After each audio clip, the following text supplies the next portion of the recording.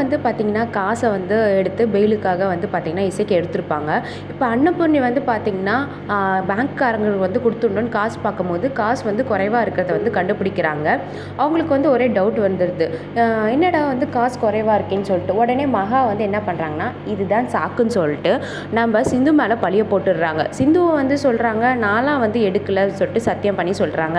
ஆனால் மகா வந்து என்ன பண்ணுறாங்கன்னா இப்படி தான் நீ வந்து பொய் சத்தியம் பண்ணி என் புள்ளைய கல்யாணம் பண்ணிக்கிறேன்னு சொல்லிட்டு ரொம்ப வந்து இஷ்டத்துக்கும் வந்து பேசிடுறாங்க. அதுக்கப்புறம் வந்து பார்த்திங்கன்னா நம்ம கரெக்டான நேரத்தில் சிவா வந்து இசைக்கியை கூட்டிகிட்டு வந்து நிரூபிக்கிறாங்க. இது மாதிரி வந்து இவன் தான் வந்து அந்த நகையை வந்து எடுக்க சொல்லியிருக்கான். அது மட்டும் இல்லாமல் வந்து பெயில் எடுத்ததே வந்து மகா இவங்க தான் வந்து சொல்லிடுறாங்க. மகா உடனே வந்து ஏன்டா இப்படி பொய் சொல்கிற, சிந்துக்காக இப்படி மாற்றி வச்சிட்டாலே அப்படி இப்படின்னு சொல்லிட்டு இது பண்ணுறாங்க. உடனே வந்து பார்த்திங்கன்னா செல்லில் அந்த கேமரா இருந்து பார்த்தீங்கன்னா எல்லாமே வந்து அவங்க பேசுகிறது எல்லாமே வீடியோ எடுத்து அந்த ஆதாரத்தெல்லாம் அப்படியே காமிச்சிடுறாங்க. இதெல்லாம் கேட்டு நம்ம அன்னபூர்ணி வந்து அப்படியே வந்து மனசு உடஞ்சி போயிடுறாங்க.